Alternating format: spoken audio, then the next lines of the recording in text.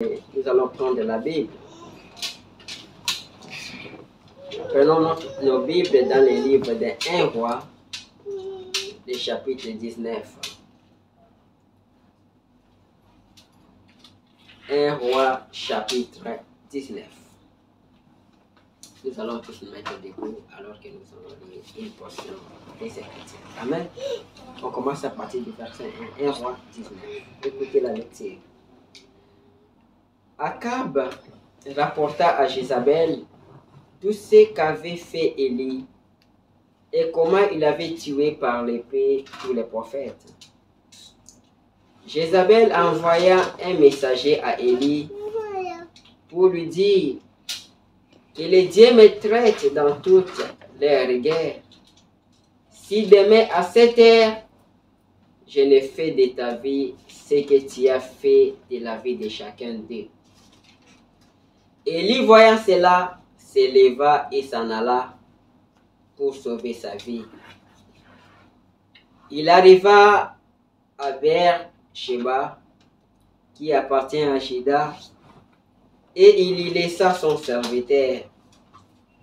Pour lui, il alla dans le désert, où après une journée de marche, il s'assit sous un genêt et demanda la mort, en disant, c'est assez maintenant. Éternel, prends mon âme, car je ne suis pas meilleur que mes pères. Il se coucha et s'endormit sous un genêt. Et voici un ange le toucha et lui dit, lève-toi, mange. Il y regarda. Il y avait à son chevet un gâteau cuit sur des pierres chauffées et une cruche d'eau.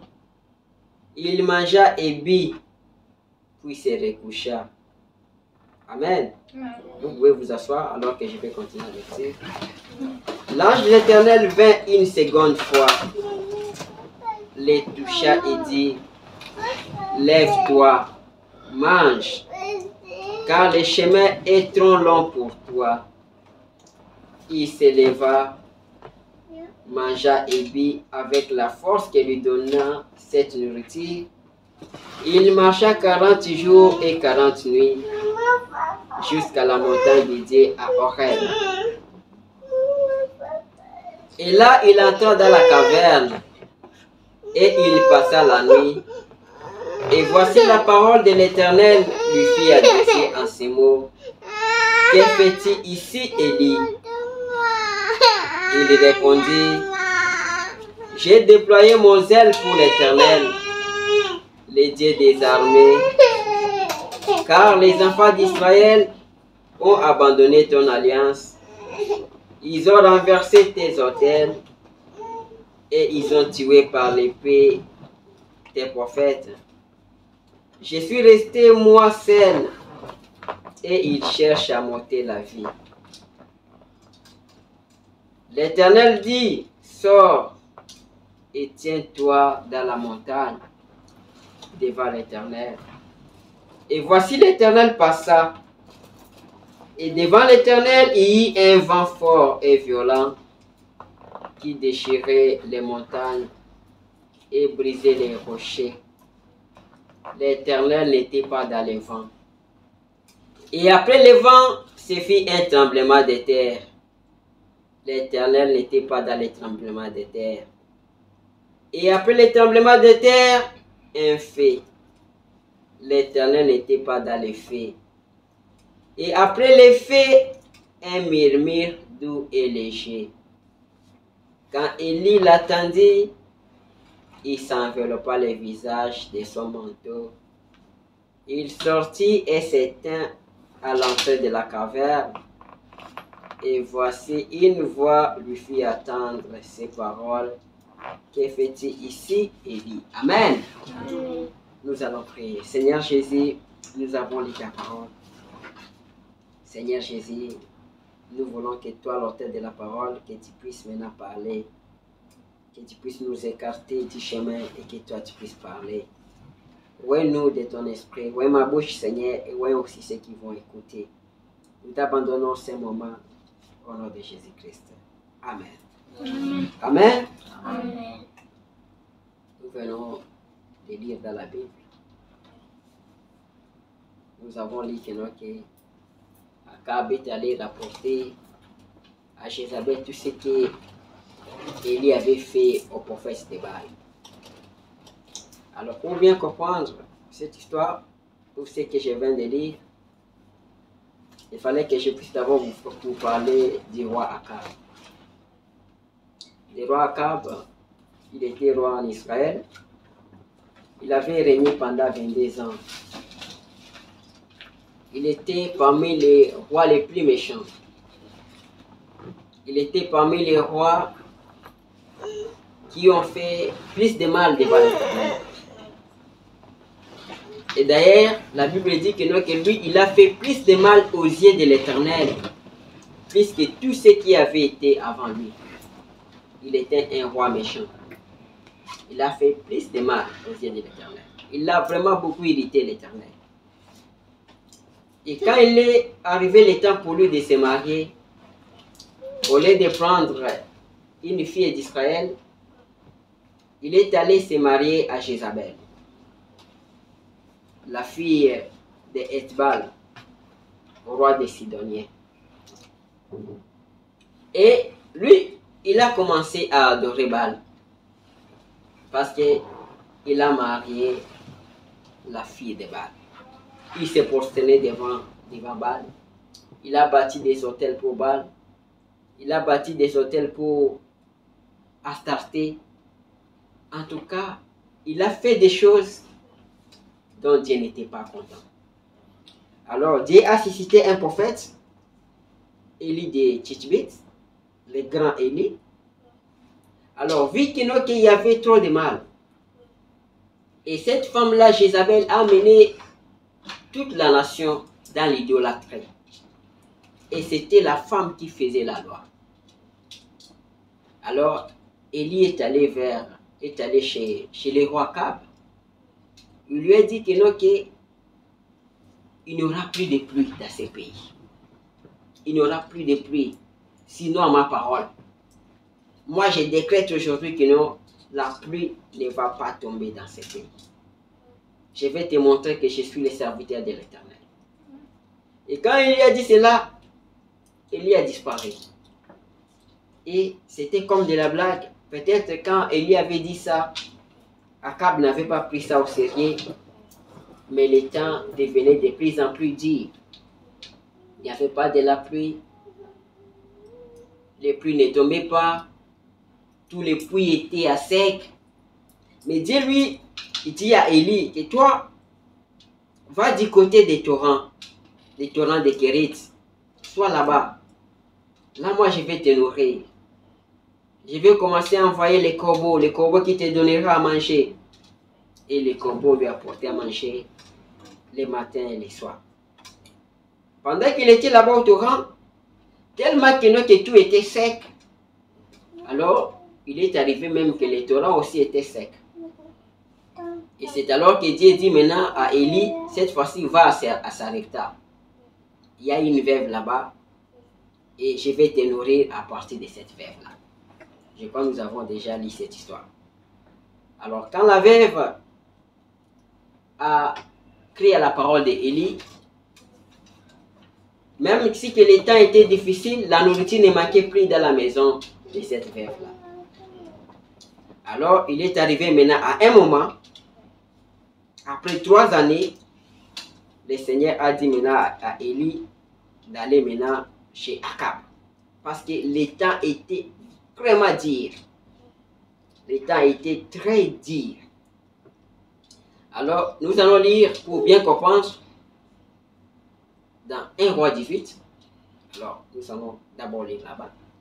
Écoutez, bien des jours s'écoulèrent. Là, c'est 1 Roi 18, 1.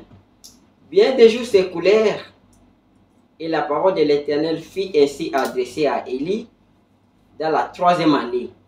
Ça a fait 3 ans, il n'y avait pas de pluie. La parole de l'Éternel vient à Élie, dit, va, présente-toi devant Akab et je ferai tomber de la pluie sur la face du sol. Élie qui était disparu, Maintenant, Dieu lui dit, cette fois-ci, rentre maintenant, va chez Akab, et je vais faire tomber la pluie sur la face du sol. Et Élie alla pour se présenter devant Akab. La famine était grande à Samarie. Il y avait la famine. Tout était à sec. Il n'y avait même pas de l'herbe pour nourrir les animaux. Alors, il s'est fait que non, pour conserver, il n'avait pas moyen de conserver les animaux.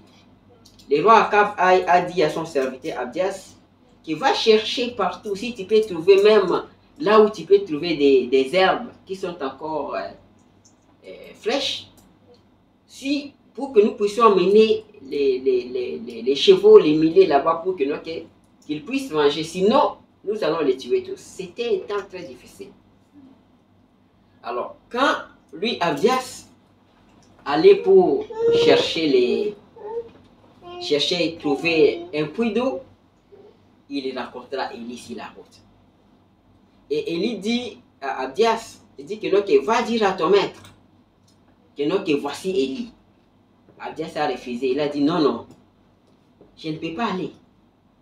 Parce que si je partais là-bas, le temps qu'on va se séparer seulement avec toi, toi tu vas disparaître. L'Esprit du Seigneur va t'amener je ne sais pas où.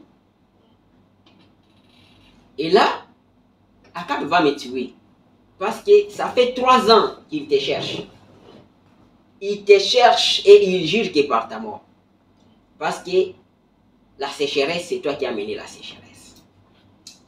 Alors, Élie dit à Abdias, non, non, va. Je ne vais pas disparaître. Aujourd'hui, je vais rencontrer Akab. Amen. Écoutez au verset 17, là, Akab rencontre Élie. Écoutez, 1 roi 18, 17. À peine Akab aperçut Élie, qui lui dit, est-ce toi qui jettes les troubles en Israël? Quand Akab a vu Élie, il a dit, est-ce que c'est toi qui jettes les troubles en Israël? Est-ce que c'est toi qui fais que nous sommes dans cette condition aujourd'hui? Élie répondit, je ne trouble point Israël. C'est toi au contraire et la maison de ton père, puisque vous avez abandonné les commandements de l'Éternel et que tu es allé après les Baals. Amen. Akab lui a dit non, Élie lui a dit non, ce n'est pas moi qui trouble l'Israël. C'est toi et c'est ta maison. La maison de ton père, parce que le père aussi d'Akab aussi était roi. Il dit c'est toi qui trouble l'Israël. Tu as abandonné les commandements de l'Éternel et tu es allé chez Baal. Maintenant écoutez ce que Élie va dire à Akab. Il dit, fais maintenant rassembler tout Israël auprès de moi à la montagne du Carmel. Ça c'est maintenant le prophète qui donne l'ordre au roi. Il dit, fais maintenant rassembler tout Israël auprès de moi à la montagne du Carmel. Et aussi les 450 prophètes de Baal et les 400 prophètes d'Astarté qui mangent à la table de Jézabel. Il dit, fais rassembler tous les peuples. Nous allons monter à la montagne de Carmel. Fais rassembler aussi tous les 400 prophètes de Baal. 450 prophètes de Baal, 400 prophètes d'Astarté qui mangent à la table de Jézabel. Qu'est-ce que Jézabel avait fait? Jézabel avait tué tous les prophètes de Dieu. Tous les prophètes. Et il a gardé ses prophètes. Les prophètes de Baal, les prophètes d'Astarté. Et maintenant, il lui dit maintenant à Akab, fais rassembler les peuples. Fais rassembler ses prophètes et moi à la montagne de Carmel. À ce temps-là, Israël était des rétrogrades. Les gens avaient oublié Dieu. Ils étaient devenus des idolâtres. Alors, Akab envoya des messagers vers tous les enfants d'Israël et il rassembla les prophètes à la montagne du Carmel. C'était le temps de la démonstration. Quand ils sont arrivés à la montagne, Élie a dit, aujourd'hui, nous allons prouver si c'est vous qui avez Dieu, nous allons prouver si c'est Baal qui est Dieu ou si c'est l'Éternel qui est Dieu. Amen. Alors, Élie va proposer, il va dire, on va prendre des taureaux. Alors, Élie va proposer, il va dire, nous allons montrer aujourd'hui à la face de ces peuples, soit c'est l'Éternel qui est Dieu, ou soit c'est Baal qui est Dieu. Ce que je vous demande, c'est de nous donner des taureaux. Qu'eux prennent un taureau, moi aussi que je prenne l'autre taureau. Et nous allons mettre ces taureaux sur l'autel. Le Dieu qui va envoyer les fées, ça sera lui, le vrai Dieu. Amen. Écoutez au verset 21, 1-18. Alors Élie s'approcha de tous les peuples et dit, jusqu'à quand clocherez-vous des deux côtés? Si l'Éternel est Dieu, allez après lui.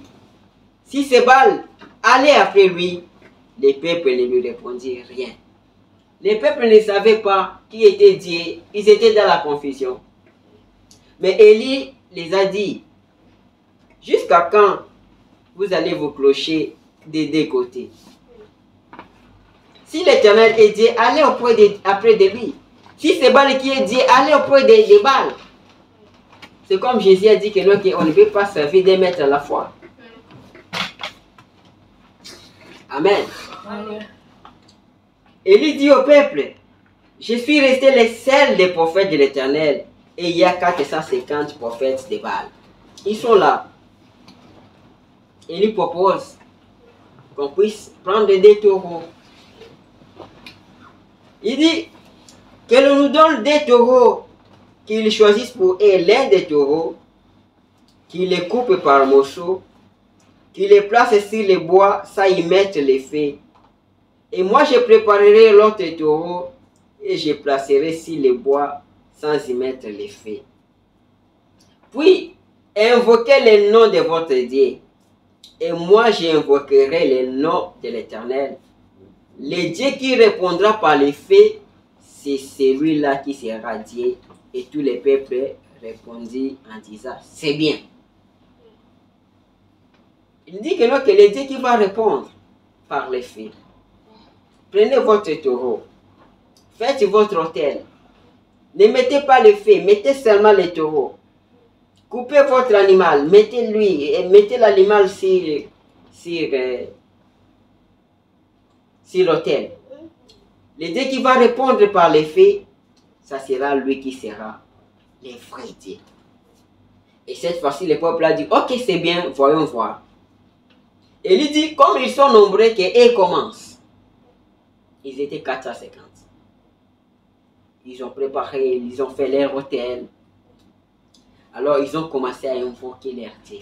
Ils ont commencé à invoquer leur Dieu, pour que Dieu puisse leur envoyer les fées. Ils ont commencé depuis le matin. Ils sont arrivés à midi, ils n'avaient rien. Et Élie a commencé à se moquer d'eux, disant que peut-être votre Dieu est allé en voyage. Peut-être elle est en vacances, peut-être elle est loin. Appelez-lui, criez-lui. Peut-être elle dort. Il va se réveiller. Alors il n'avait rien. Ils ont fait tout ce qu'ils pouvaient faire. Ils ont pris des épées, ils se sont coupés, les sangs sortaient, ils ont tout fait. Ils n'avaient pas d'effet. Alors, comme leur temps était passé, cette fois-ci c'était maintenant le temps aussi d'Élie d'appeler son Dieu. Au verset 30, Élie dit alors à tous les peuples, approchez-vous de moi. Tous les peuples s'approcha de lui et Élie rétablit l'autel de l'Éternel qui avait été renversé. Amen. La première des choses qu'Élie a fait, Élie a d'abord rétabli l'autel de l'Éternel qui avait été renversé. Il a rétabli l'autel. Il a pris 12 pierres. D'après le nombre des tribus des fils de Jacob, il a rétabli l'autel. Il a même demandé que non, pas seulement l'autel, il a demandé qu'on fasse même un fossé autour de l'autel. On a fait un trou, des trous autour de l'autel. Ils ont placé l'animal. Et il a dit, jetez de l'eau. Ils ont jeté de l'eau. Ils ont même rempli les fossés là de l'eau. Et après cela, écoutez au verset 36. Au moment de la présentation de l'offrande, Élie le prophète s'avança et dit, Éternel Dieu d'Abraham, d'Isaac et d'Israël, que l'on sache aujourd'hui que tu es Dieu en Israël, que je suis ton serviteur et que j'ai fait toutes ces choses par ta parole. Amen. Il dit qu'on sache aujourd'hui que toi tu es le Dieu ici en Israël et que moi je suis ton serviteur et que tout ce que j'ai fait ici, je l'ai fait par ta parole. Il dit, réponds-moi Éternel, réponds-moi afin que ce peuple reconnaisse que c'est toi l'Éternel qui est Dieu et que c'est toi qui ramènes leur guerre. Amen. C'était ça la prière d'Élie. Et après ça, les faits. Amen. Écoutez le verset 38. Et le feu de l'Éternel tomba et il consuma l'holocauste, les bois, les pierres et la terre. Il absorba l'eau qui était dans les fossés. Un grand feu sortit du ciel. Le feu là a consumé les sacrifices. Le feu a consumé les bois, a consumé les pierres. Le feu a même absorbé l'eau qui était dans les fossés. Amen. Quand tous les peuples vit cela, ils tombèrent sur leur visage et dirent, c'est l'Éternel qui est Dieu, c'est l'Éternel qui est Dieu. Amen. Maintenant les peuples ont crié. Les peuples ont crié maintenant que c'est l'Éternel qui est Dieu. Ils ont tombé leur visage sur terre et ils ont dit que c'est l'Éternel qui est Dieu. Amen. Amen. Maintenant, écoutez ce qu'Élie dit. Il dit, saisissez les prophètes de Baal. Leur dit, Élie, qu'aucun d'eux n'échappe. Et il les saisit. Et Élie les fit descendre au Torah de Kérit où il les égorgea. Amen. Alors, après cette démonstration, Élie a dit au peuple, saisissez ces prophètes ici, ces faux prophètes, saisissez-les. Le peuple les a saisis. Et Élie est allé avec eux au Torah de Kison. Il les a égorgés. Il a tué tous ces prophètes, tous ces faux prophètes. Amen. Et après cela, Élie dit maintenant à Akab, va, sinon la pluie va te trouver ici. Je vois déjà que la pluie est en train de venir. Et quelques temps après, la pluie est tombée, une grande pluie. Après 3 ans. C'est-à-dire, il a compris la parole qu'il avait dit. Que sinon à ma parole. Et la pluie était tombée. C'était une grande démonstration. Les peuples ont vu Dieu qui a fait descendre les feux du ciel. Les peuples ont vu Dieu qui a fait pleuvoir la pluie après 3 ans. Amen. Alors Élie a dit que c'est lui le Dieu que vous devez servir. Amen. Alors là où nous avons lu, c'était au chapitre 19, là où on avait commencé. Alors, après cela, Akab est rentré chez lui. Il arrive, il explique à sa femme. Peut-être il expliquait tout tremblant. Il a expliqué à sa femme Jézabel ce qui était arrivé. Comment Élie avait tué tous les prophètes. Alors, Jézabel a envoyé un message. Il a envoyé un messager à Élie. Il a dit, que les dieux me traitent dans toute leur guerre. Si demain à cette heure je ne fais de ta vie ce que tu as fait de la vie de chacun d'eux. C'était une menace. C'est la menace de qui? De Jézabel. Jézabel a dit que les dieux, leurs dieux, Baal, leurs stars, il dit qu'ils me traitent dans toute leur rigueur. Si demain à cette heure je ne fais de ta vie ce que tu as fait de la vie de chacun d'eux. Parce qu'elle tuait les prophètes. Elle a dit que si demain à cette heure ici, toi, Élie, tu es encore vivant. Maintenant, Élie voyant cela, Élie a fui. Il a vu que c'était une menace. Élie a fui. Écoutez au verset 4, il dit, pour lui, il alla dans le désert, où après une journée de marche, il s'assit sous un genêt. Il était sous un arbre, sous un genêt, et demanda la mort. Amen. Élie a demandé la mort, disant, c'est assez maintenant, l'Éternel, prends mon âme, car je ne suis pas meilleur que mes pères. Cette menace-là, de cette femme, a fait même que Élie demande la mort. Il a dit que c'est assez. Seigneur, prends mon âme. Amen. Alors au verset 5, il dit, il se coucha et s'endormit sous un genêt. Et voici un ange le toucha et lui dit, lève-toi, mange. Dieu l'avait d'abord nourri par un corbeau. Dieu l'a ensuite nourri par une femme veuve. Et cette fois-ci, Dieu lui-même le nourrit. Il envoie un ange. Je suis en train de donner toutes ces explications calmement pour que vous puissiez comprendre ce qu'on veut parler. Amen. Il dit, il se coucha et s'endormit sous un genêt. Et voici un ange le toucha et lui dit, lève-toi, mange. Il regarda, il y avait à son chevet un gâteau cuit sur des pierres chauffées. Donc, il y avait de la nourriture. L'ange lui a porté la nourriture, les gâteaux et la viande. Amen. Venant du ciel. Comme il avait nourri les enfants hébreux dans le désert, il a nourri Élie. Au verset 7, il dit, l'ange de l'Éternel vint une seconde fois, les toucha et dit, lève-toi, mange, car le chemin est trop long pour toi. Pour la deuxième fois encore. Il se leva, mangea et but, avec la force que lui donna cette nourriture, il marcha 40 jours et 40 nuits jusqu'à la montagne de Dieu à Horeb.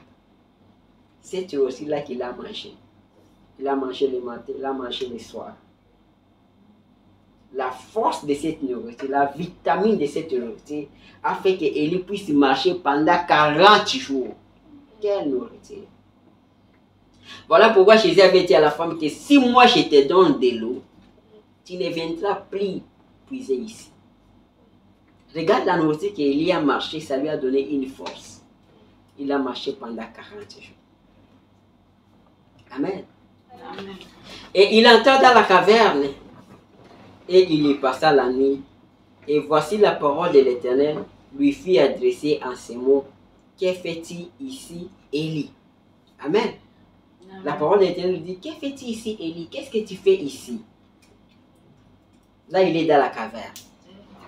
Il répondit, j'ai déployé mon zèle pour l'Éternel, le Dieu des armées, car les enfants d'Israël ont abandonné ton alliance. Ils ont renversé tes autels. Ils ont tué par l'épée tes prophètes. Je suis resté moi seul et ils cherchent à m'ôter la vie. Et je suis resté seul. Les enfants d'Israël ont abandonné ton alliance. Ils ont renversé tes autels. Et ils cherchent à me tuer. Ils ont tué tous les prophètes. Amen.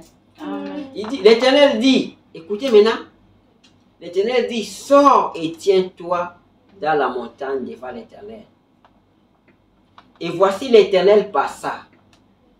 Et devant l'Éternel, il y eut un vent fort et violent qui déchirait les montagnes et brisa les rochers. L'Éternel dit, sors, tiens-toi là. Et l'Éternel passa. Quand l'Éternel passa, il y eut d'abord quoi? Un vent. Il y eut un vent fort et violent qui déchirait les montagnes et brisa les rochers. On dit quoi ici? L'Éternel n'était pas dans le vent. Amen. Et après le vent, ce fit un tremblement de terre. L'Éternel n'était pas dans le tremblement de terre. C'était d'abord le vent. Un vent très fort et violent qui a déchiré les montagnes. Mais la Bible dit que non, que l'Éternel n'était pas dans le vent. Après le vent, c'était un tremblement de terre. L'Éternel n'était pas dans le tremblement de terre. Après le tremblement de terre, c'était un feu. L'Éternel n'était pas dans le feu. Mais après le feu, c'était un murmure doux et léger, une douce voix.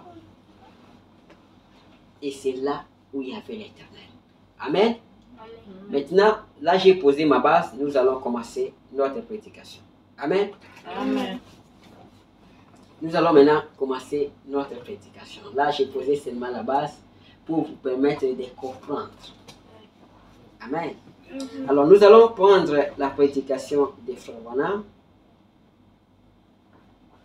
La prédication est titulée « Que fait-il ici ?» Nous allons prendre au paragraphe 23. Amen. Amen. Alors écoutez, le prophète il dit, Élie avait connu un jour difficile. Il avait été sur les monts Carmel. Il avait vu la gloire du Seigneur descendre. Il avait prié pour que les feux descendent des cieux. Et ensuite, il avait prié pour que la pluie tombe sur la terre. Et sous cette citation, ses nerfs avaient presque craqué. Amen. Il était sur les monts Carmel, Élie. Il avait passé par des jours difficiles. Il était sur les monts Carmel. Il avait vu la gloire de Dieu descendre. La gloire de Dieu a fait descendre les feux. Et ensuite, il a prié pour que la pluie puisse tomber. Alors, cette citation a fait même que les nerfs d'Élie avaient craqué. Il avait passé par des temps difficiles. Amen. Écoutez, Frère Branham dit, et ici nous voyons premièrement qu'il prêche à une nation de gens rétrogrades. La nation a été rétrograde, c'était déjà qui était rétrograde, qui avait abandonné l'alliance de Dieu. Et il y avait aussi une Jézabel qui imposait sa loi, qui imposait sa volonté.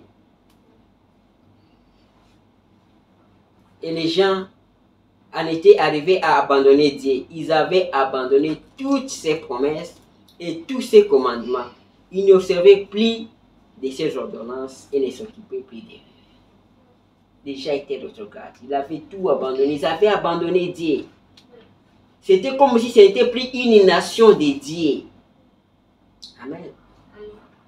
Mais Élie, au milieu de tout ceci, il ne pouvait pas faire des compromissions. Lui, il est resté fidèle à Dieu. Il est resté fidèle à ses convictions. Amen. Frère Branham me dit que comme cela reflète ses jours. Il dit qu'aujourd'hui, les serviteurs de Dieu, peu importe le temps que nous vivons, peu importe les Jézabel modernes que nous avons, un vrai serviteur de Dieu ne doit pas faire de compromissions. Il doit rester fidèle à ses convictions. Il doit rester fidèle à son poste. Même si le peuple avait tout abandonné, ils avaient abandonné Dieu. Il y avait Jézabel qui faisait la loi. Amen.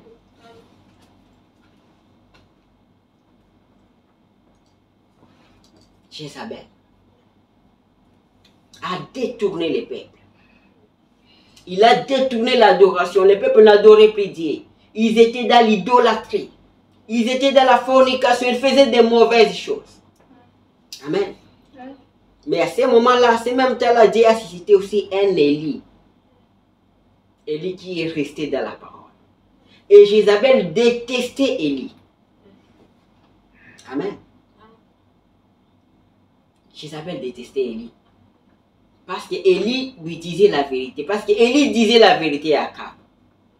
Alors ils sont arrivés au temps de la confrontation. La confrontation c'était où? C'était au mont Carmel. C'est là où ils ont compris que c'est l'Éternel qui est le vrai Dieu. Amen.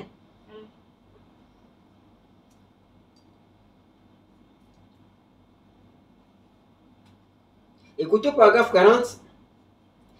Eh bien, Jézabel avait pollué les pays et Élie avait les nerfs tendus. Élie avait accompli de grands prodiges et il avait fait des miracles sur la colline pour prouver que Dieu était toujours Dieu et qu'il pouvait répondre de façon miraculeuse. Et qu'est-ce que cela a produit comme résultat? Sa propre vie était menacée. Qu'est-ce que cela a produit? Au lieu d'un réveil universel, cela a produit une menace contre sa vie. Regardez, après cette démonstration de force, après que le peuple ait vu que c'est l'Éternel qui est Dieu, au lieu de soutenir Élie, mais le peuple a laissé Jézabel menacer la vie d'Élie. La vie d'Élie était menacée. il n'y avait personne qui était venu au secours d'Élie. Amen. Alors, frère Branham nous dit que non, que cette histoire ici, ou notre prédication d'aujourd'hui, a 3 étapes. La prédication que nous prêchons aujourd'hui a 3 étapes. La première étape, c'est d'abord les monts Carmel. Là où il y avait la démonstration de force. Amen. Il dit, d'abord c'est les monts Carmel. Ensuite, c'est sous les genêts. C'est sous les genêts où Élie a dit que c'est assez. Il a demandé la mort. Et après les genêts, c'est maintenant la caverne. C'est à la caverne où le Seigneur a dit à Élie, sors. Je vais passer devant toi. Où il y avait d'abord les tremblements de terre, il y avait le vent, il y avait les feux, mais Dieu n'était pas dans ça. Mais Dieu était où? Dieu était dans la douce voie. Amen. C'est de ces 3 étapes que nous allons parler. Nous avons déjà parlé du mont Carmel. Maintenant, nous allons parler maintenant du deuxième point qui est sous les genêts. Amen. Amen. Écoutez, frère Branham, paragraphe 43, il dit, et c'est étrange. Après votre mont Carmel, vous allez avoir un genêt.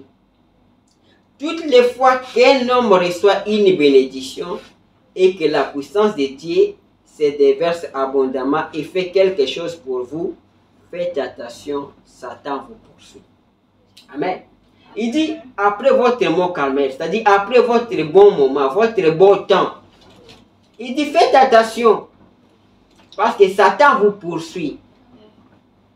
Il dit, après une bonne prédication le dimanche, après que vous avez passé une journée agréable le dimanche, et que vous avez vu les Saint-Esprit, vous avez vu l'onction de Dieu, il dit, ce qui vient le lundi, c'est quoi? C'est Satan qui vous suit.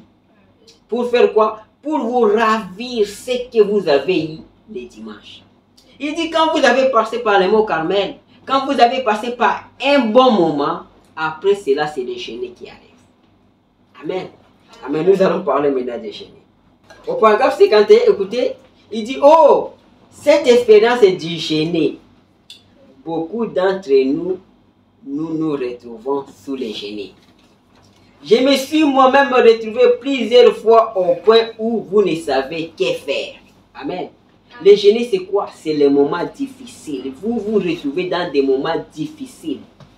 Vous ne savez que faire. C'est comme Élie, sous les genêts, qu'est-ce qu'il a dit? Il a demandé la mort. Il a dit, c'est assez, je dois mourir. Frère Branham me dit que quand vous êtes sous les genêts, vous êtes troublé. Franchement, je me trouve sous les genêts, là, maintenant, et je me demande, oh Dieu, que veux-tu que je fasse? Quand vous êtes sous les genêts, vous êtes troublé. Vous ne savez que faire. Vous demandez même la mort. Personnellement, j'ai déjà passé sous les genêts. Et je suis aussi sous les genêts même maintenant. Amen. Il a dit, vous savez, les gens sous les genêts sont comme Élie. Ils aiment dormir. Quand vous êtes sous les genêts, vous aimez dormir. Vous voulez se reposer parce que les nerfs, votre nerf est en train de chauffer. Amen. Il dit, je prêche aux gens plus fatigués que n'importe qui au monde. Il dit, les gens sont aujourd'hui fatigués.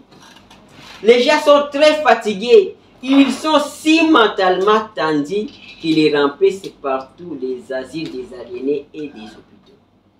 Il dit, les gens sont tendus, leurs nerfs sont tendus, ils sont fatigués, ils sont sous les genêts. Et cet effet fait que ils remplissent les asiles des fous. Comme nous avons dit l'autre jour, que si je n'étais pas chrétien, je serais fou. Suite aux pressions, suite aux genêts.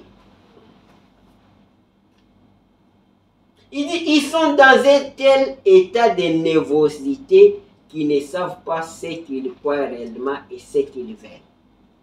Les gens sont nerveux. Ils ont l'état de nervosité. Ils sont juste couchés là-bas. Ils ne savent que faire. Oh, c'est une scène très triste. Amen. Quand vous êtes sous le jeûne, c'est un moment difficile, un temps très difficile. Très difficile. Ça vous rend fou, ça vous rend malade. Vous demandez la mort, comme Élie a demandé la mort. J'ai déjà demandé la mort, moi j'ai déjà demandé la mort. Écoutez, frère Branham me dit, écoutez ceci, il dit, mon frère, vous ne pouvez pas mettre fin à cela en buvant. Il y a des gens qui passent sous les jeûnes. Ils pensent que pour enlever cela, il faut qu'ils boivent, il faut qu'ils s'enivrent. Frère Branham me dit que vous ne pouvez pas mettre fin à cela en buvant. Et vous ne pouvez pas ôter cela en criant. Amen. Vous ne pouvez pas non plus calmer cela en jouant aux cartes. Les gens sont dans des difficultés. Ils cherchent comment retrouver leur nerf. D'autres cherchent. Ils cherchent des solutions. Il faut que je puisse boire. Il faut que je puisse jouer aux cartes. Il faut que je puisse... C'est-à-dire que chacun tente de chercher la solution de soi-même. Mais Frère Branham va nous montrer, quand vous passez sous le jeûne, quelle est la solution à faire. Amen. Amen. Il dit, et vous ne pouvez pas faire 1000 siestes pour essayer d'ôter cela en dormant. Vous ne saurez pas les faire. Tous nos remèdes, tout ce qu'ils font, c'est aider les symptômes. Nous devons prendre un remède contre les maladies. Nous devons prendre un remède. Écoutez, dit, tous les psychiatres du monde ne peuvent pas guérir cela. Quand vous êtes sous le jeûne, même si vous partez chez les psychiatres, parce que les psychologues donnent des conseils, ce que vous pouvez faire au temps difficile. Il dit tous les psychiatres du monde ne peuvent pas ôter cela, ne peuvent pas ôter cette pression-là. La boisson ne peut pas ôter ça. Jouer aux cartes ne peut pas ôter ça. Amen. Amen. Il dit, les remèdes se trouvent dans le sang de Jésus-Christ. Il dit, les remèdes, c'est dans le sang de Jésus-Christ. Il n'y a que Dieu qui peut t'aider à sortir sous les genoux. Il n'y a que Dieu. Il dit, non dans le fait de reposer à la plage, ni d'aller chercher un chant ou plutôt faire des chorales pour chanter des chants. Ce que nous essayons de faire aujourd'hui, ôter cela en chantant. Il dit, non, ça ne peut pas vous aider. Les remèdes se trouvent seulement à Jésus-Christ.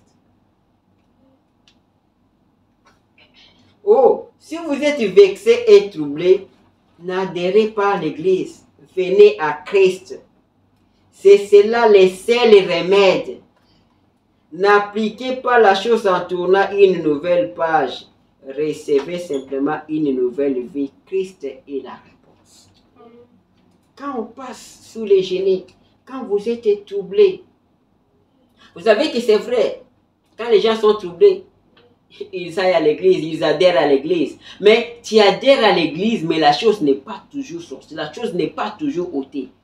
Parce qu'il y a une différence entre adhérer à l'église et recevoir Christ. C'est des choses différentes. Amen. Amen. Il dit que Élie, il était sous le genou. Il ne savait que faire. Ses nerfs avaient craqué. Amen. Il dit quand vous êtes sous les genoux, vous craquez. Il dit, il pleurait sans aucun doute. Il était dans un état terrible. Il dit, beaucoup d'entre nous sont passés par là. Surtout après une expérience du Mont Carmel. Il dit, beaucoup d'entre nous sont passés par là. Tu pleures, tu cries. Tu cherches à te faire sortir de toi-même. Alors, frère, on me dit que l'autre jour, quelqu'un m'a posé la question.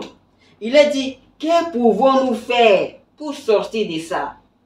Pour sortir du jeûne, qu'est-ce qu'on va faire?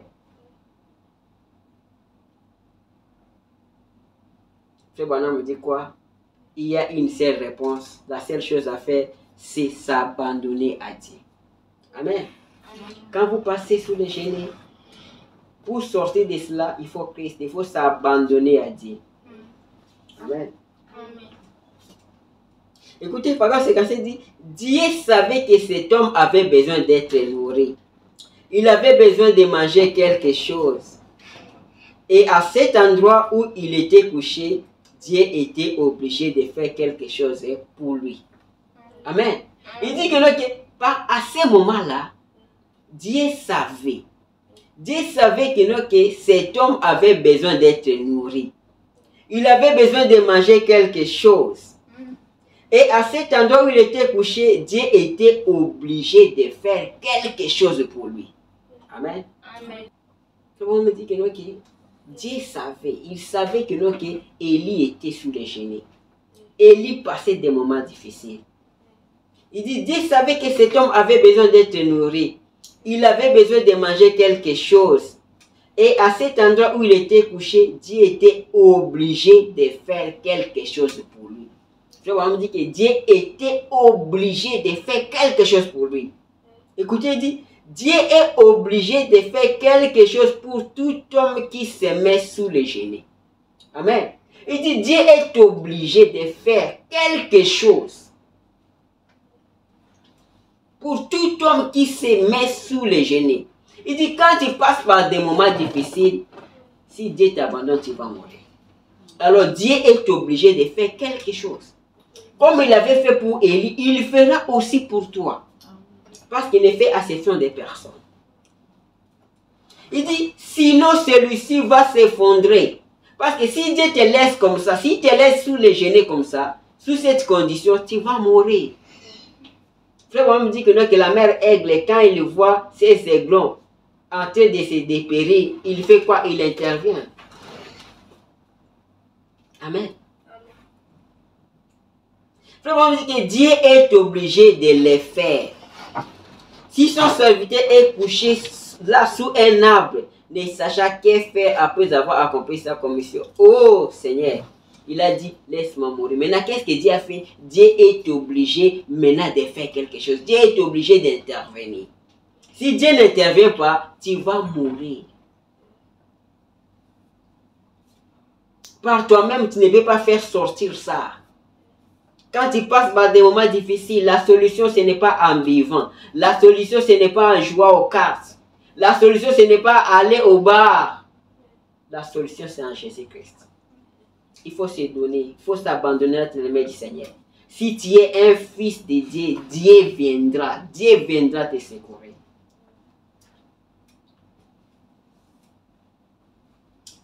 Ainsi, Dieu descend.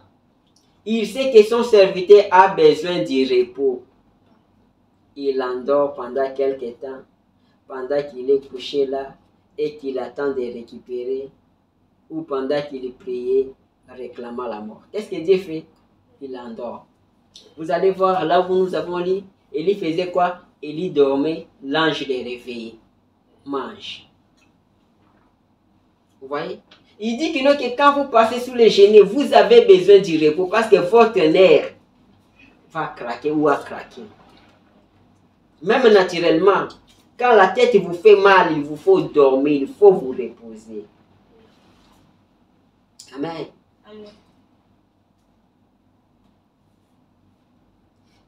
Il a dit, qu'est-ce qu'il a dit? Il a dit, hey, maintenant prends ma vie. J'ai travaillé suffisamment. J'ai combattu les beaux combats. J'ai achevé la course. Écoutez, frère Branham, quand Élie lui réclamait la mort, qu'est-ce que frère Branham dit? Mais pourtant, il y avait encore un travail à faire. Dieu n'avait pas encore fini avec son prophète. Il avait encore du travail. Amen. Quand tu passes par les genoux, tu demandes la mort. Tu demandes la mort. Mais tu ne mourras pas. Si tant que Dieu n'a pas encore fini avec toi, tu ne mourras pas. Parce que tu as encore un travail à faire. Élie avait encore un travail à faire. Écoutez, Paragraphe 61 dit, et peu importe combien nous crions et nous pensons ceci, cela, rien ne peut nous prendre avant que Dieu en ait fini avec nous. Amen. Il dit, je suis heureux de savoir cela. Même si je demande la mort, comme moi j'ai demandé la mort. Il dit que rien ne peut te prendre, rien ne peut nous prendre avant que Dieu puisse finir avec nous. Si vous avez encore quelque chose à faire, voilà, maintenant j'ai compris. Pendant que j'ai pleuré, j'ai crié, j'ai demandé sincèrement, Seigneur, j'ai besoin de mourir. J'ai besoin de mourir. C'était sous le genou, c'était comme Élie. Mais frère Branham me dit que non, il avait encore un travail à faire. Dieu n'avait pas encore fini avec son prophète. Il avait encore un travail. Et frère Branham me dit que non, tant qu'il aura encore, tu as encore quelque chose à faire pour Dieu, peu importe, tu ne peux pas mourir. Dieu sera obligé d'intervenir. Amen.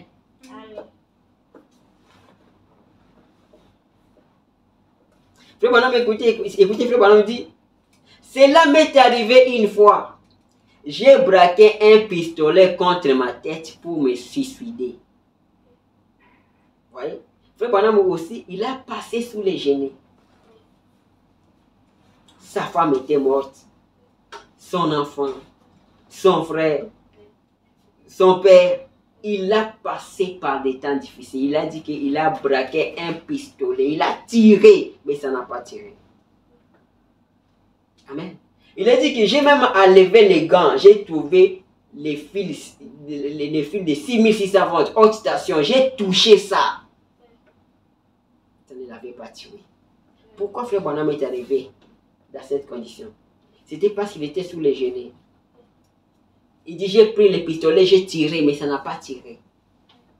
J'ai touché le courant, haute station.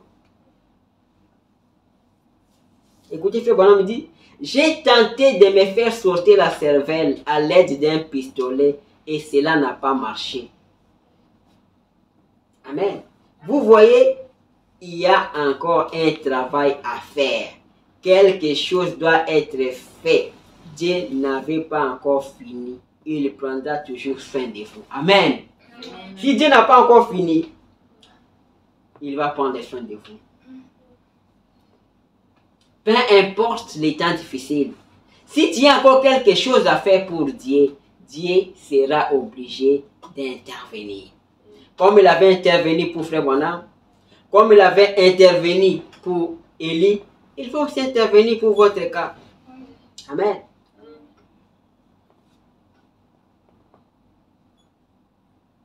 Écoutez, paragraphe 63, il dit, un pauvre serviteur fatigué et épuisé, Dieu l'avait vu. Dieu savait où Élie était. Il sait où vous êtes ce soir ou cet après-midi.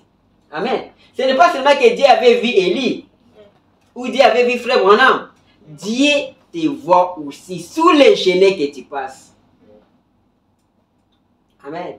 Il dit, vous pouvez être sous un genou et ayant tout perdu, mais souvenez-vous, il sait où vous êtes. Amen. Donc Dieu sait où vous êtes. Et Dieu va faire quoi? Il va intervenir pour votre cas. Quand vous êtes sous les genoux, Dieu va intervenir. Dieu va toujours intervenir si vous avez encore quelque chose à faire. Amen. Au paragraphe 66, il dit, et Dieu a envoyé un ange. Et l'ange a touché Élie. Et celui-ci est allé dormir. Et quand il s'est réveillé, il y avait quelques gâteaux de maïs ou une sorte de gâteau cuit placé à côté de lui. Dieu lui a dit, Élie, lève-toi et mange. Voilà la grâce de Dieu à son serviteur. Vous voyez, il le fait reposer. Amen. Dieu le fait reposer. Dieu fait reposer son serviteur. Dieu le nourrit même. Et il fait ça pour nous tous. Et pendant qu'il était couché là sous l'arbre, épuisé et bouleversé, Dieu avait calmé ses nerfs. Il l'a nourri, l'a encore réveillé, il l'a encore nourri et l'a rendormi. Dieu a calmé ses nerfs. Amen. Je me souviens, moi-même, j'ai passé par ces moments. Dieu a calmé mes nerfs. Dieu va calmer aussi votre nerf.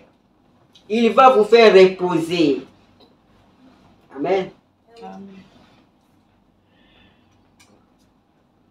Oh, ça c'est bien. La nourriture qu'il avait mangée a fait qu'il puisse marcher pendant 40 jours, 40 nuits.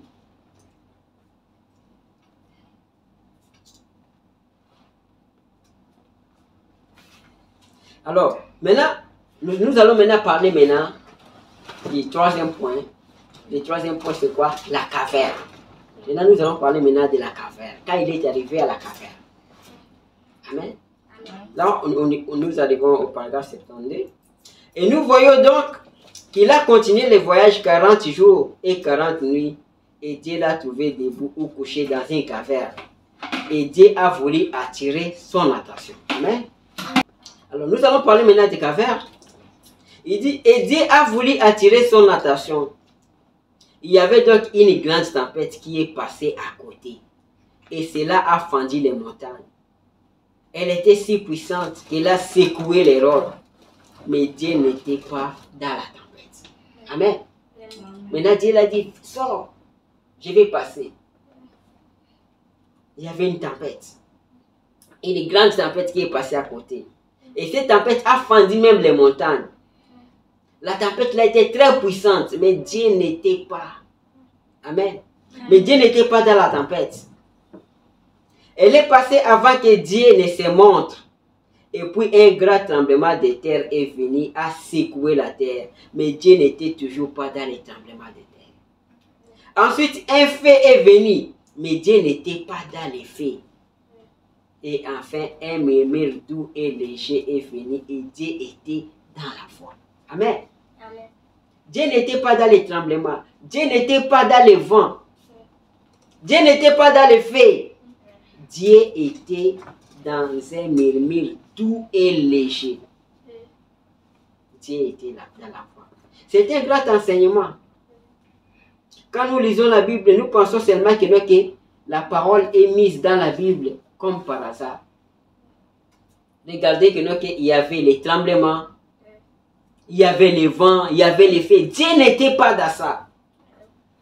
Mais Dieu était où? Dieu était dans un murmure doux et léger. C'est alors que Élie a vu Dieu. Ce n'était pas dans les bruits. Écoutez, frère Bonhomme, au paragraphe 72, dit, hé mon frère, ma sœur, il y a très longtemps que je suis resté là dans la caverne, et vous aussi, sachant qu'il y a beaucoup de tremblements de terre, faisant des secousses tout autour, beaucoup de bruit d'agitation, d'inquiétude, et des choses semblables, et de grandes réunions. Mais où est Dieu dans tout cela? Amen. Il dit que même dans nos églises aujourd'hui, il y a des bruits, il y a des agitations, il y a des tapages. Mais Dieu n'est pas dans ces choses. Écoutez au paragraphe 74, il dit, il doit venir quelque chose de plus profond qu'un service de guérison. Il doit venir quelque chose de plus profond qu'un don de parler à langue. Il doit venir quelque chose de plus profond qu'un vent puissant et impétueux. Il dit que Dieu est au-dessus de ces choses. Ce n'est pas le parler à langue. Ce n'est pas la guérison. Service de guérison. Ce n'est pas le vent. Ce n'est pas le bruit. Amen. Le vent est passé, mais Dieu n'était pas. Nous avons eu des vents impétueux partout dans les pays, des sensations, des sangs au visage, dans les mains, toutes sortes de signes. Mais où est Dieu? C'est ça l'église aujourd'hui. Il y a des bruits, il y a des sensations, il y a des débats, il y a des discussions. Mais Dieu n'est pas dans ces choses. Frère, on me dit, oh, nous aimons les bruits, mais Dieu n'est pas dans les bruits.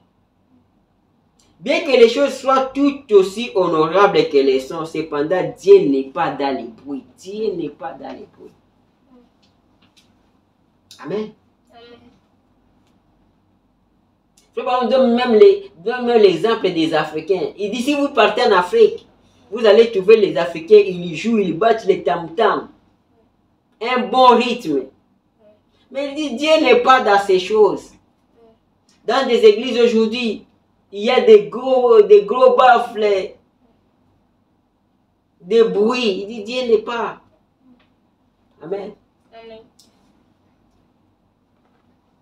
Il dit, et nous avons eu des vents impétueux, nous avons eu toutes sortes d'effets, des tremblements de terre, des secousses, des grands réveils, des choses semblables. Dieu n'y était pas. Si Dieu était dans cela, cela se manifesterait. Amen. Il dit, si Dieu était dans ces choses-là, Dieu va se manifester. Il dit, Dieu n'est pas dans ça.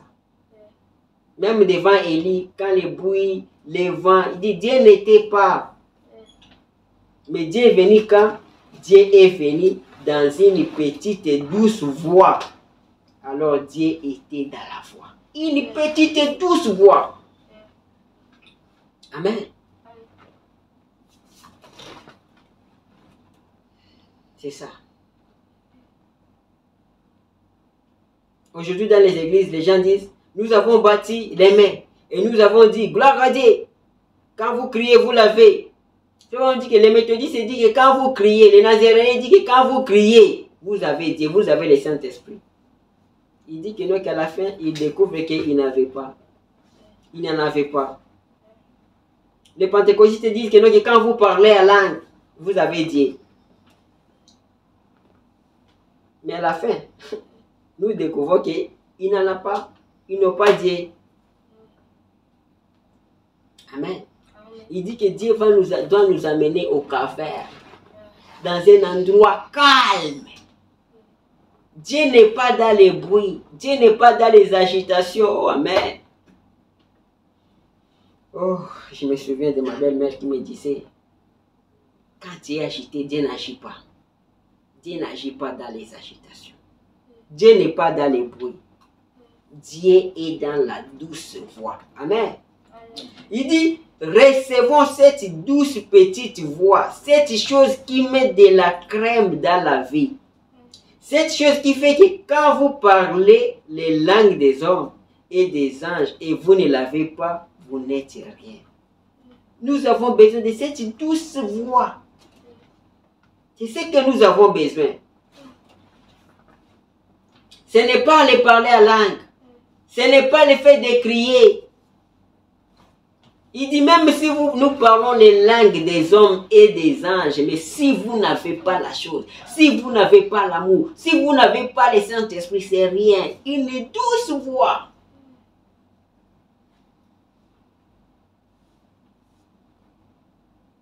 Il dit nous devons avoir cette douce voix à l'intérieur. C'est la chose que nous devons avoir. Amen. Et nous devons demander que Dieu nous envoie cette douce petite voix. Et la voix de Dieu, ça parle comme ça, très doux.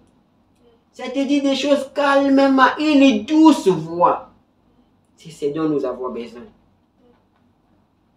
Ce n'est pas le tonnerre, ce n'est pas le feu, ce n'est pas le vent. Nous avons besoin de cette douce voix. Amen. Amen. Je suis en train de terminer ma prédication. Frère Branham me dit que ce sont des grandes choses qui sont des choses tranquilles. Il dit les grandes choses sont des choses tranquilles. Des grandes choses. Des choses tranquilles. Il dit que le soleil qui donne la vie à tous ceux qui vivent sur la terre, il dit que le soleil ne fait pas de bruit. Le soleil. Il dit tout ce qui vit, ça vient du soleil. Mais le soleil ne fait pas le bruit. Il dit les grandes choses sont des choses tranquilles. Amen.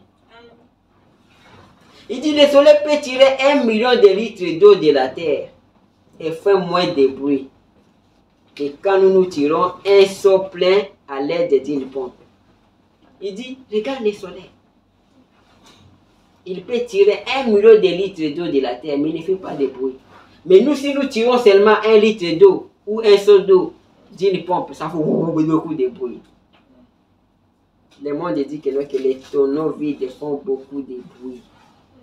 Nous n'avons pas besoin de beaucoup de bruit. Des grandes choses sont des choses calmes et tranquilles, comme le soleil. Frère Branham me dit, avez-vous déjà attendu le bruit de la terre quand elle tourne? Est-ce que nous avons déjà entendu le bruit de la terre quand elle tourne? Mais la terre tourne, mais ne fait pas de bruit. Avez-vous déjà entendu le bruit des planètes quand elles traversent l'orbite? Non, on n'a jamais entendu. Mais les planètes elles traversent les orbites. Et ça ne fait pas de bruit. Vous voyez? Ce sont des grandes choses. Je dis les grandes choses ne font pas de bruit. Et nous aussi, nous avons besoin de ça. Amen. Auparavant, dans l'Ancien Frère, on dit, et toutes vos grandes statues et vos personnes prétentieuses, cela ne marche pas aux yeux de Dieu. Il dit, vous pouvez être docteur en théologie, en philosophie, ou avoir des doctorats en lettres. Vous pouvez être l'évêque, pape, ou quoi que vous puissiez être. Mais il faut Dieu pour créer quelque chose d'innéant.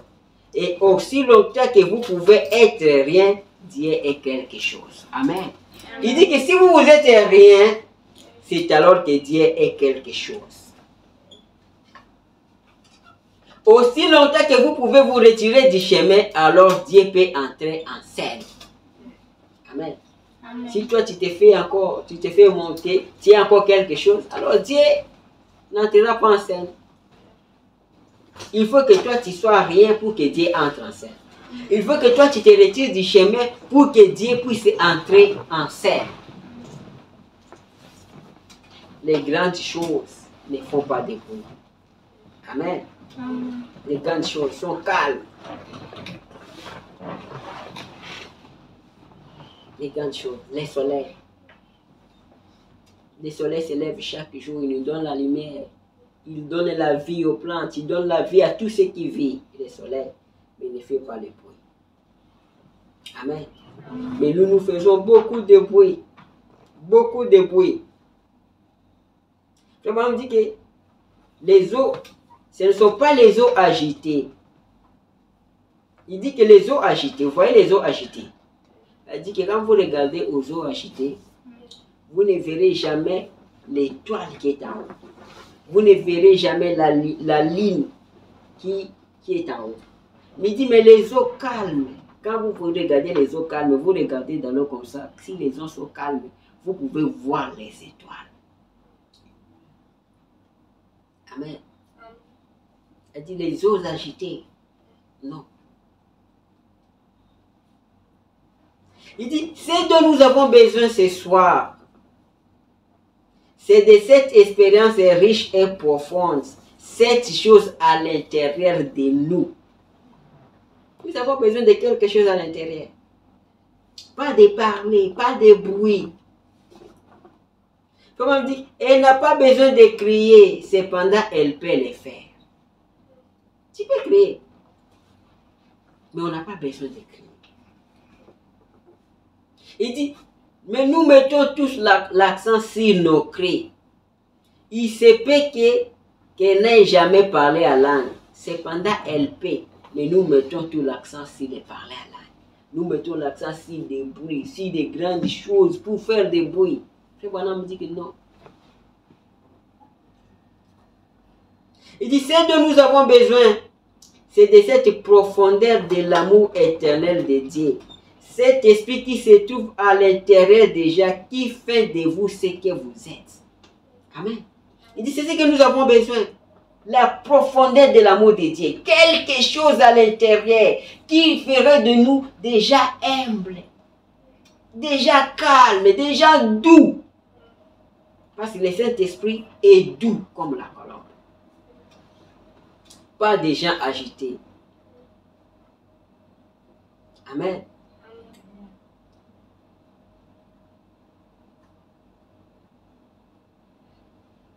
Il dit que ne soyez pas des coquilles vides. Il faut avoir quelque chose dans la coquille.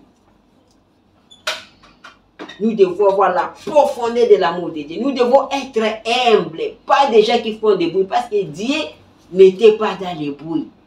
Dieu était dans une douce voix. Il faut pas me dire quoi? Quand Élie avait entendu cette douce voix, rien ne l'a dérangé encore. Vous voyez, quand vous attendez la douce voix de Dieu, vous êtes calme, vous devenez calme. Le bonhomme dit, n'écoutez pas les bruits. Écoutez cette petite douce voix, les profondeurs de quelque chose qui entre dans le cœur humain, qui enlève de vous toute la folie. Amen. Quand vous écoutez cette douce voix de Dieu, ça enlève la folie, ça calme vos nerfs. Ça vous rassure, ça vous assure. Cela enlève de vous tout ce qui est du monde. Cela vous fait haïr les choses du monde et vous fait aimer les choses de Dieu. Ce sont là les profondeurs.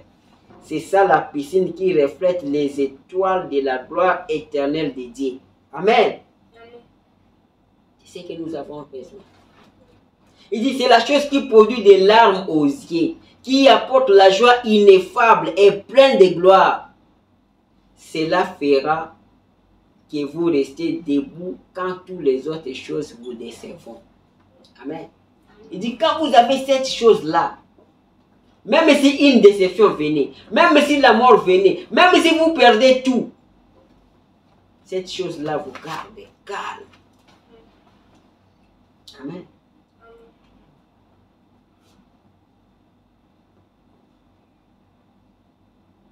Vraiment, on dit que les eaux agitées ne sont pas très profondes. Ce sont les eaux calmes qui sont profondes. Amen. Il dit les eaux qui sont agitées là ne sont pas profondes. Il faut les eaux qui sont calmes. Nous devons être calmes, des gens doux, des gens humbles. Amen.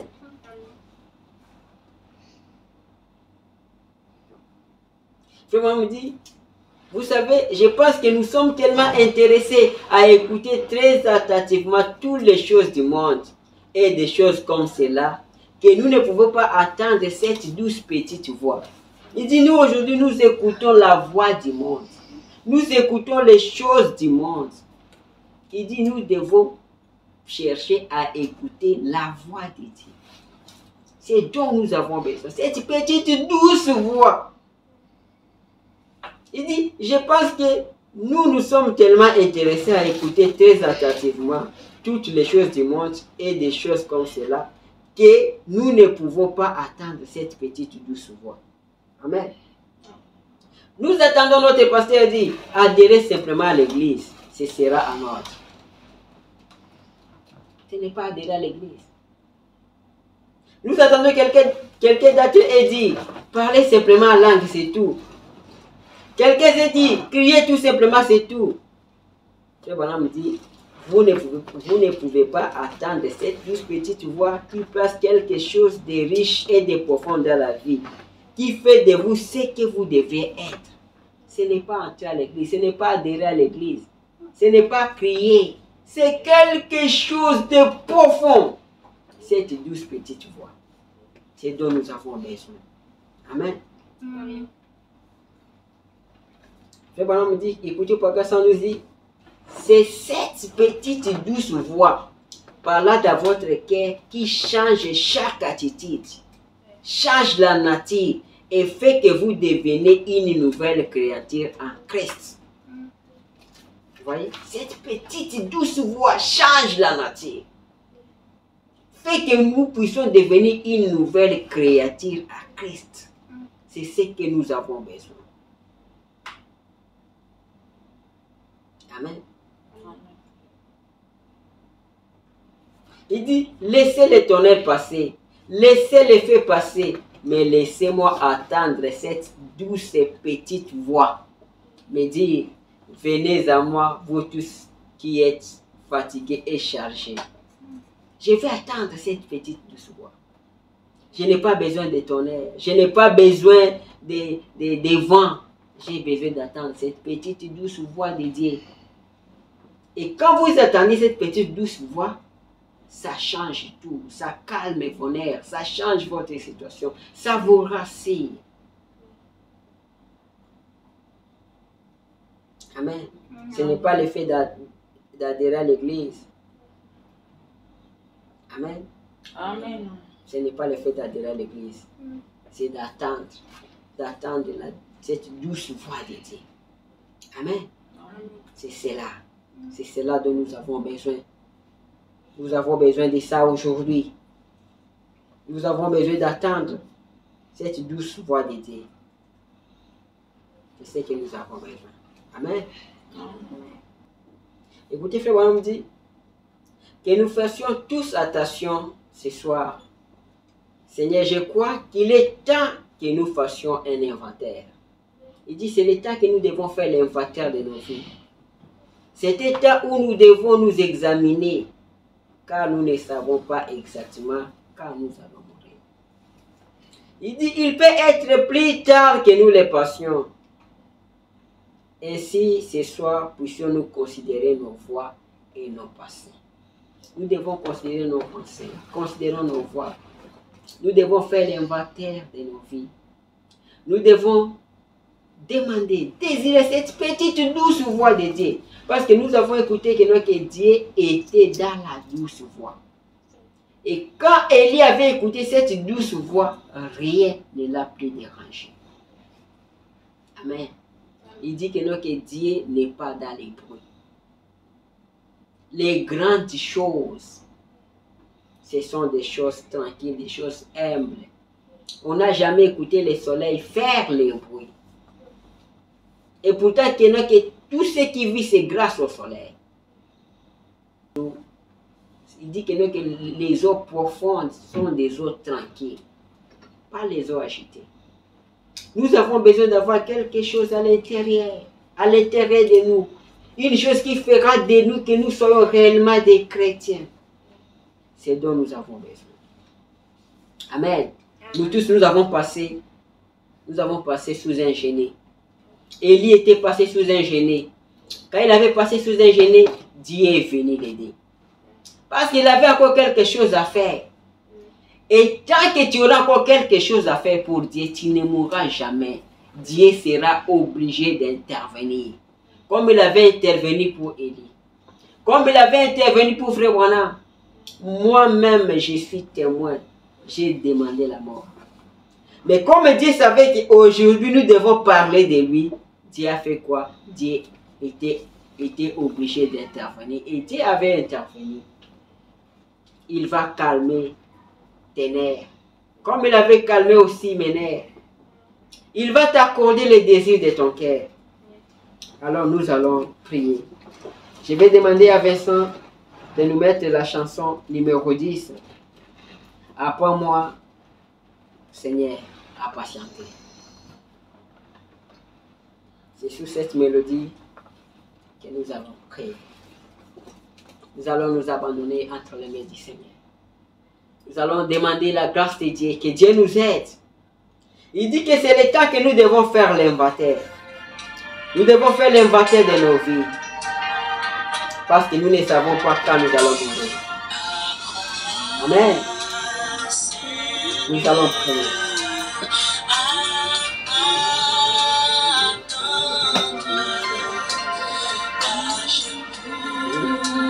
Jusqu'à ce que tu m'exauces à me défier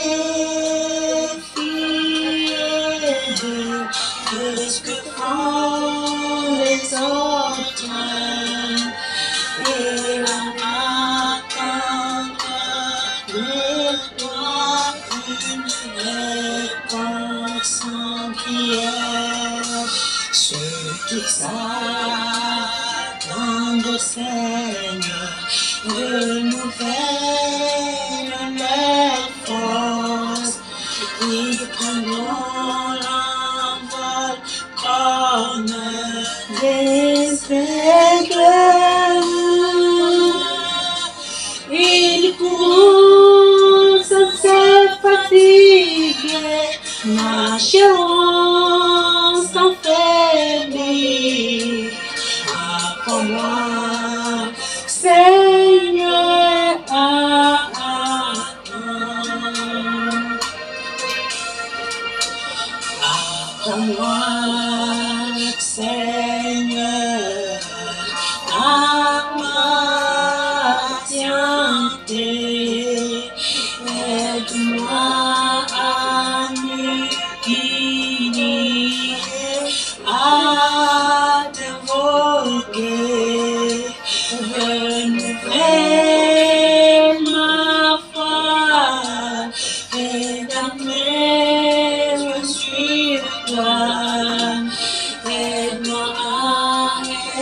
je sais que tu veux que je sois. Ceux qui s'attendent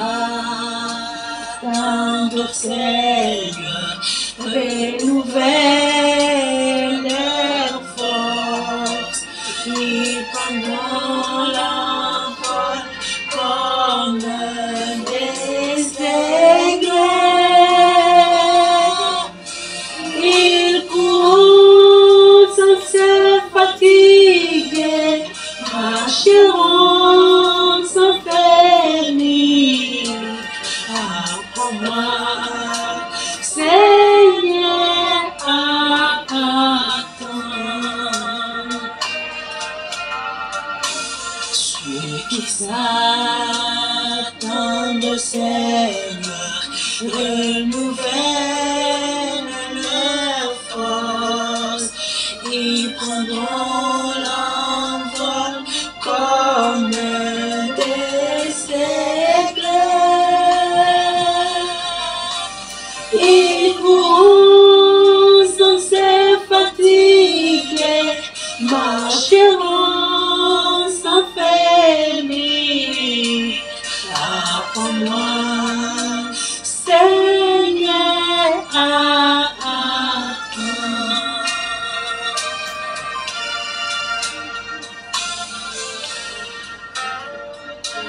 Oh Seigneur Jésus, nous avons écouté ta parole.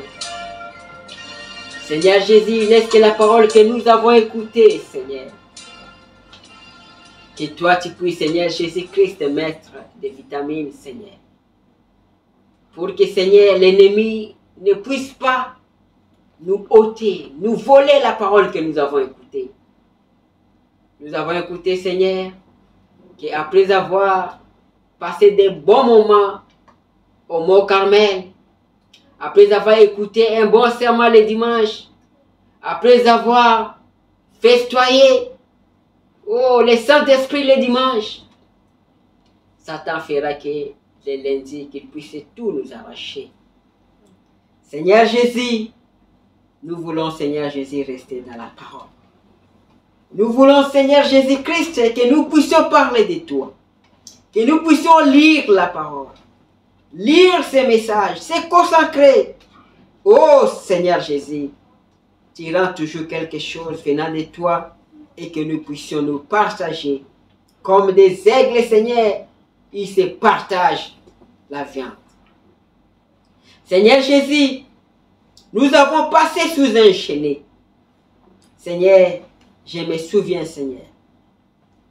Je me souviens, Seigneur Jésus, quand j'ai demandé la mort, quand j'ai dit, Seigneur, assez, je vais mourir. Seigneur, j'étais sincère quand j'ai demandé la mort. Mais Seigneur, c'est aujourd'hui que j'ai compris que j'avais encore quelque chose à faire. Voilà pourquoi, même si j'avais demandé ça, tu ne pouvais pas me prendre. Au contraire, tu es venu, Seigneur, me secourir. Comme tu avais fait pour Élie. Quand Élie était sous les genêts, quand il avait demandé la mort, Seigneur, tu es venu lui donner les gâteaux, la viande. Et il a mangé, ça lui a donné la force. Il a marché pendant 40 jours. Seigneur Jésus, quand frère Branham était sous les genêts, il a voulu, Seigneur Jésus, se tuer à l'aide d'un pistolet. Mais ça n'a pas marché, ça n'a pas tiré. Il a même touché les câbles haute tension. Mais Seigneur, la mort n'était pas. C'était parce qu'il avait quelque chose à faire. Seigneur Jésus-Christ, que ce soit de même pour ma famille, pour ma femme, pour mes enfants, Seigneur.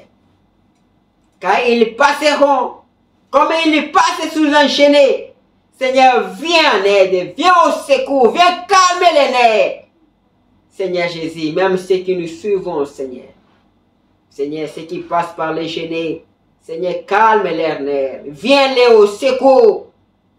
Parce que nous avons écouté, c'est que nous avons encore quelque chose à faire pour Dieu.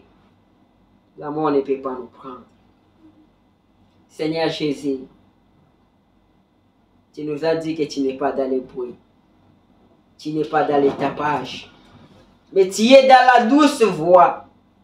Et tu veux que nous soyons humbles comme le soleil. Qui ne fait pas de bruit. La terre qui tourne, qui ne fait pas de bruit. Les planètes qui ne font pas de bruit, Seigneur. Tu nous as dit que les eaux agitées ne sont pas profondes. Mais ce sont les eaux douces, les eaux calmes qui sont profondes. Et tu veux que nous soyons aussi tranquilles, que nous soyons humbles. Seigneur, nous voulons que tu nous donnes quelque chose, que tu mettes quelque chose dans nos cœurs, qui ferait que nous serons humbles et nous serons doux comme la colombe. Quelque chose dans nos cœurs qui ferait que même si la déception venait, nous resterions toujours des chrétiens. Même si la mort venait, même si les temps difficiles, la maladie, quelque chose qui nous gardera toujours dans la parole, qui nous gardera toujours à la croix. Seigneur, c'est ce que nous demandons. Seigneur, aide-nous. Nous avons besoin de toi.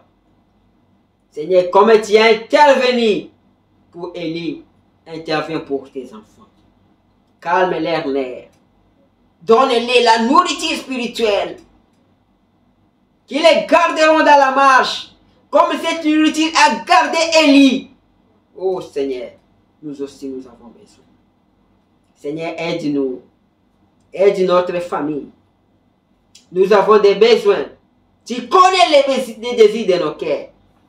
Tu nous as dit que toi tu es les rochers.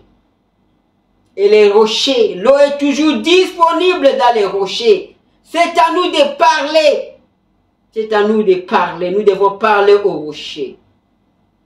Et les rochers nous donneront de ces eaux. Seigneur Jésus, tu nous connais. Tu connais les désirs de nos cœurs. Nous avons besoin des moyens. Nous avons besoin de l'argent. Nous avons besoin de documents. Nous avons besoin de beaucoup de choses dans ce pays où tu nous as menés. Où la vie coûte cher, où la vie est dure. Nous avons besoin de toi. Nous avons besoin d'un bon emploi. Nous avons besoin de moyens, Seigneur. Seigneur Jésus, nous t'appelons. Viens nous au secours. Viens nous aider. Viens aider mes enfants, Seigneur. Aide ma femme. Aide notre famille. Que nous soyons toujours soudés. Que nous soyons toujours dans la parole. Seigneur, nous ne voulons pas quelque chose ne puisse nous détacher de la parole. Mais nous voulons rester dans la parole. Nous voulons te servir dans les bons ou dans les mauvais jours. Accorde-nous ta grâce. Accorde-nous ton secours. Exauce nos prières. Nous voulons, Seigneur Jésus, toi tu as dit, il y aura la différence entre ceux qui te servent et ceux qui ne te servent pas. Seigneur, nous voulons voir cette différence. Seigneur, viens. Toi, tu nous fais du bien, tu nous veux nous aider plus que nous-mêmes. Nous croyons que tu as exaucé notre prière. Parce que tu as dit, tout ce dont vous demanderez en priant à mon nom, croyez que vous l'avez reçu et vous le verrez s'accomplir. C'est à ton nom, le Seigneur Jésus-Christ, toi qui as fait la promesse, que nous avons ici prié, nous disons Amen. Amen. Amen. Amen. Que le Seigneur bénisse. Amen.